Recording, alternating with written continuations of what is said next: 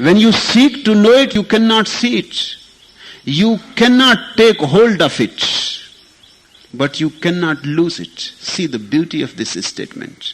You cannot take hold of it. If you want to possess God, you will not be able. God cannot be possessed. All that is great cannot be possessed. And that's one of the most foolish things man goes on doing. We want to possess. You fall in love and then you want to possess. And by possessing, you destroy love. Love is of the quality of God. Exactly. Jesus has said love is God. If you really want to be in love, don't try to possess it. By possessing it, you kill it. You poison it. You are so small and love is so great. How can you possess it? You can be possessed by it. True, but you cannot possess it. The smaller cannot possess the bigger. So simple, but so difficult. When we love somebody, we want to possess the love, we want to possess the beloved, the lover. We want to become completely dominant because we are afraid somebody may take it away. But before anybody is taking it away, it is gone. It is not there anymore.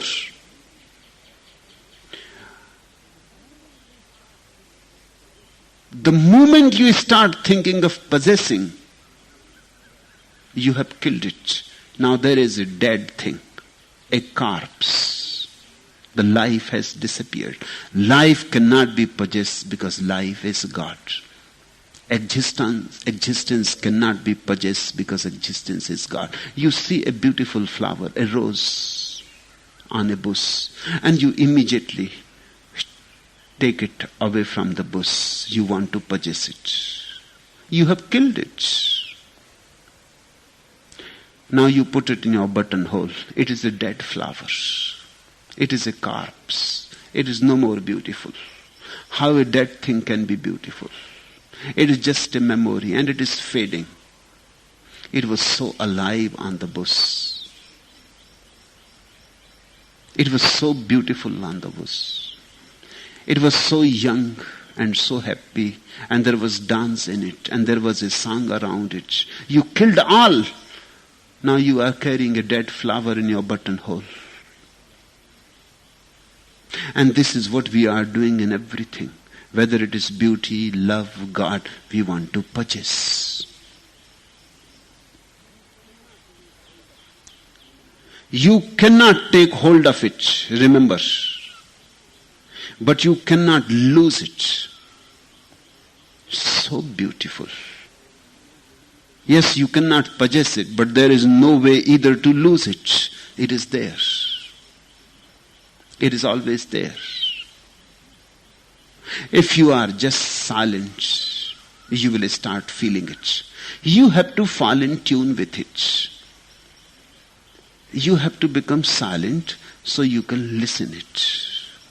You have to become silent so the dance of God can penetrate you. So God can vibrate you. So God can pulsate in you. You have to drop your rush, your hurry, your ideas to go somewhere, to reach, to become, to be this and that. You have to stop becoming, and it is there.